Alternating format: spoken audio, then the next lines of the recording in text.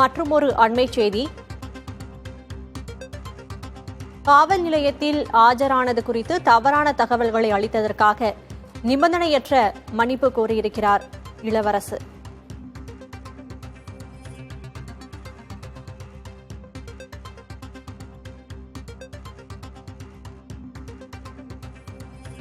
காவல் நிலையத்தில் ஆஜரானது குறித்து தவறான தகவல்களை அளித்ததற்காக நிபந்தனையற்ற மன்னிப்பை இளவரசு கோரியிருக்கிறார்.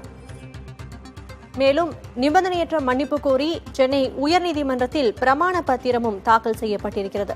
தென்னிந்திய திரைப்பட ஒளிப்பதிவாளர் சங்க முறைகேடு தொடர்பான புகாரில் சென்னை உயர்நீதிமன்றத்தில் விசாரணை நடைபெற்று வந்த நிலையில் மன்னிப்பு கோரியிருக்கிறார் இளவரசு. விவரங்களை வழங்குவதற்காக செய்தியாளர் முகேஷ் இணைந்திருக்கிறார். முகேஷ், விவரங்களை சொல்லுங்க. தென்னிந்திய திரைப்பட ஒளிப்பதிவாளர் சங்கத்தில் முறைகேடு நடந்திருப்பதாக 2016ஆம் ஆண்டு புகார் அளிக்கப்பட்டது. ஏற்கனவே இருந்த பழைய நிர்வாகிகள் முறைகேடு ஈடுபட்டிருப்பதாகவும் 40 லட்சம் ரூபாய் அளவுக்கு மோசடி செய்திருப்பதாகவும் புகார் அளிக்கப்பட்டது.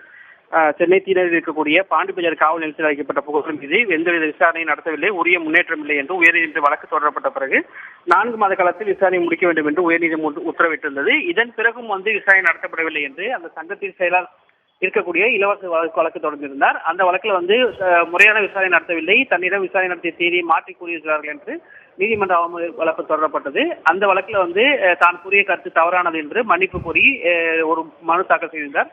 அதை நீதிமன்றம் ஏற்றுக்கொண்டிருக்கிறது. அதே சமயம் இந்த வழக்கை முறையாக விசாரிக்காத விவகாரத்தில் 3 ஆய்வாளர்கள் வரும் 5ஆம் தேதி நீதிமன்றத்தில் ஆஜராக வேண்டும் என்றும் நீதிபதி ஜெகதீஷ் சந்திரா உத்தரவு பிறப்பித்திருக்கிறார்.